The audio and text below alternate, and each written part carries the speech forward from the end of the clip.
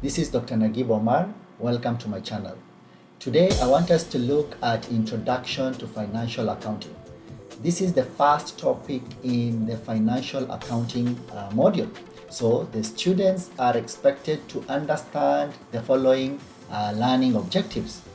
What is bookkeeping and accounting? So we are going to see the difference between the two. Then we are going to look at the functions of financial accounting. Why do we need to do or keep financial accounts? Then what are some of the different types of business transactions? So we are also going to look at the examples of business transactions. And to wind up on the topic, we are going to look at the uses of accounting information.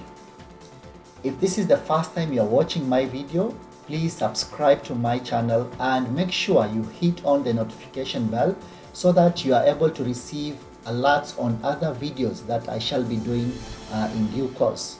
So what is bookkeeping and what is accounting? So we have accounting to be known as the language of any business. You cannot run a business without accounting for the transactions, without accounting for your money that you're actually putting into the business. Then we can say that accounting is broadly classified into two. We have financial accounting and cost or management accounting.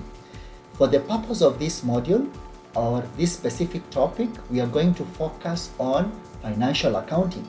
Then later on, I shall also be doing cost or management accounting topics.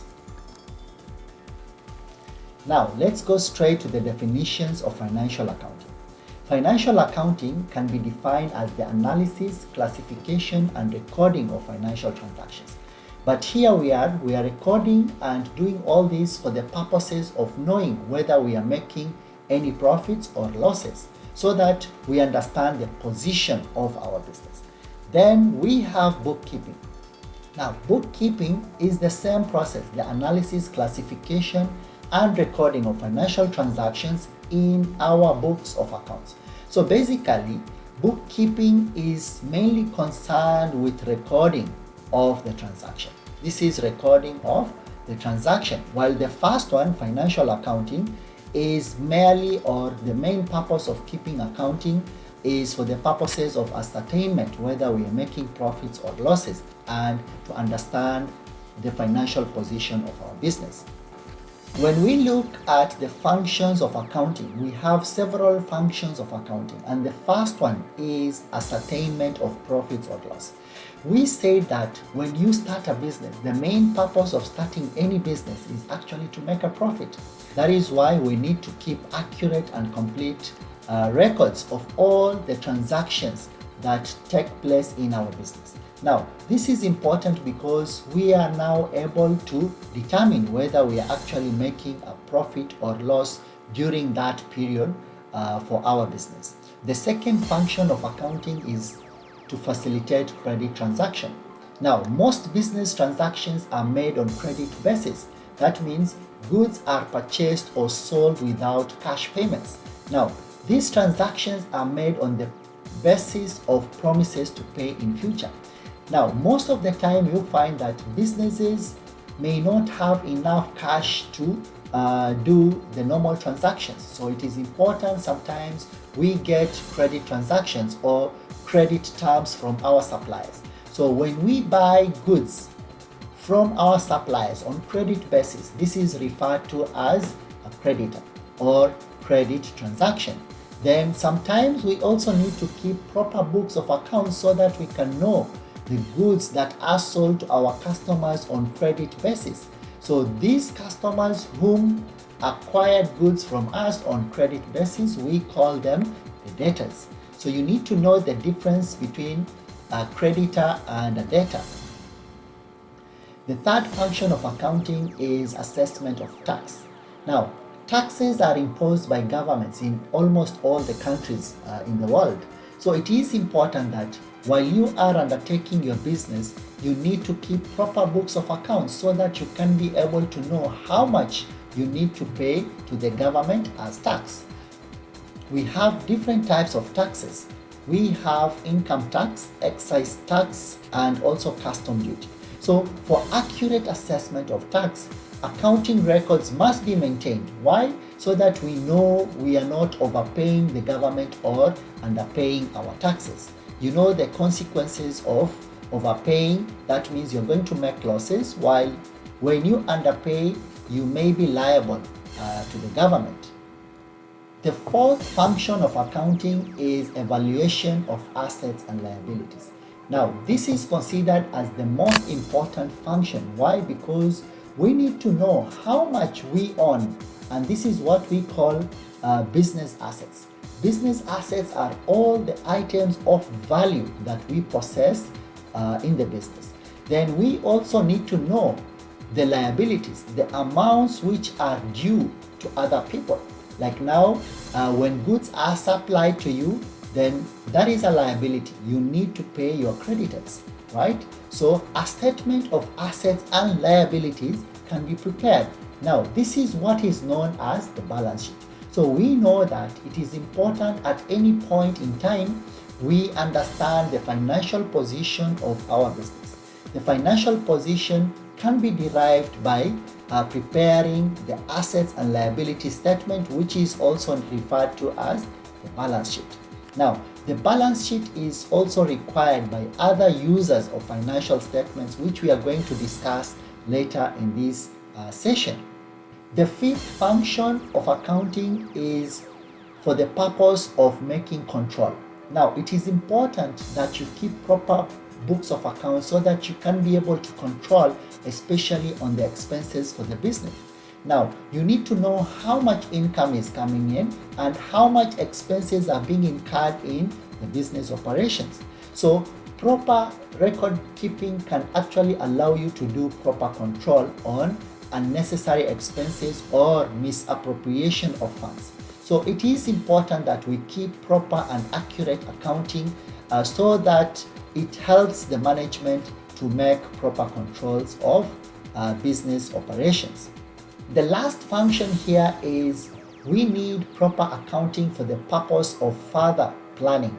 Now, it is important that when we start our business, we have a vision of where we want to be as a business. So, for further expansion of the business, we need to actually have proper plans, and these plans can be achieved if we have proper records in place. So it is important that we have accounting records which can provide enough information relating to sales, relating to profits that we have made, expenses, investments, and all that. All this information is important so that we can be able to make informed decisions about our growth expansion. Now, it is important that we understand what is a business transaction. When a business is started, we have different transactions that are made to be able to make profits. For instance, we may purchase assets, we may purchase goods so that we can be able to make sales. So specific activities may lead us to smooth operations of the business, while other transactions may lead us to generate revenue for the business. So any activity of a business enterprise which takes place for the purpose of the business, this is referred to as a business transaction. When a business unit purchases a vehicle or any asset, then the main objective here is to use these assets for the business operations. So this is what is referred to as a business transaction. Examples of business transactions, I have mentioned a few, but also we can look at these other examples. Purchase and sale of goods. Purchase of assets. We say purchase of assets, especially fixed assets. This is for smooth business operations. Payments of wages and salaries. Payments of rent and other expenses. Receipt of cash against sale of goods. All these are examples of business transactions. We have seen what is a business transaction. Now let us look at the two types of business transactions. Now the first one is cash transaction. When goods are purchased and sold on cash basis, then this is what is referred to as cash transaction. So the businesses pay cash when goods are delivered by the supplier. This is referred to as a cash purchase. Therefore, a business receives cash when goods are also sold to customers on cash basis. and this is referred to as a cash sale. So here you have learned the cash transactions, and we have two types of cash transactions. When we buy goods from our suppliers, we call them cash purchases, and when we sell our goods to our customers on cash basis, then that is what is referred to as a cash sale. Then we also have what we call credit transactions. Now, transactions when cash is not paid or received at the time of transaction, then this is what is referred to as a credit transaction. In this case, cash is paid or received after a specific period of time. That means we can sell our goods to our customers and the customers will pay us later. Or we can actually purchase goods from our suppliers and we pay them later. From the time the goods are delivered and the time the payment is made, this is what is referred to as a credit period. So this is the gap between the date of the transaction and the date of cash payment. And this can refer to both the debtors, who are the customers we sold goods on credits, or the creditors, who are our suppliers who delivered the goods on credit. So we have mentioned debtors and creditors. Debtors, therefore, are those people to whom goods are sold on credit basis.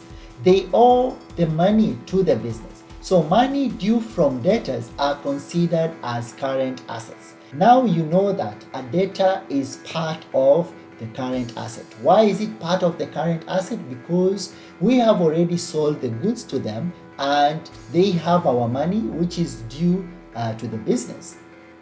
We have the creditors.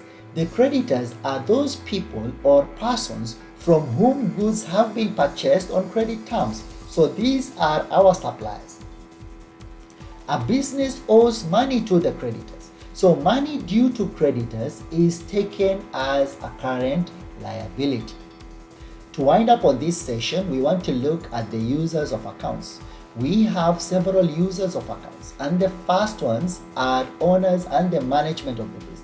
Now, it is important as an owner of the business that I know how much my business is gaining in terms of profits, how much I need to pay my creditors or liabilities. So it is important to know the financial position of my business. The management also will use the same for planning purposes. We also have prospective investors. So if you are looking at expansion of your business, you may need to have investors coming on board. Now, investors, before they invest, they need to look at your viability of the business. That means, is your business viable enough? Is it making enough profits? Is it going to grow in the near future? Then we also have the creditors. Now, these are the suppliers. Before they supply us on credit basis, they need to know credit worthiness of our business. Are we paying? Are we honoring our obligations as they fall due? So that is very important. Then we also have banks or financial institutions. These are also important for us because they need to know how our credit worthiness is before they lend to our business. So this is very important. And the last item, just like we said, we need to keep proper books of accounts for ascertainment of tax. Then these are the guys that need to look at our books of accounts. Agencies or authorities will look at the legality of our business and whether we are complying with the rules of the land, especially on tax remittance or tax payment to the government. This winds up our session for today. Thank you for watching, and if you have any question or any clarification, please do not hesitate to contact me. Thank you for watching.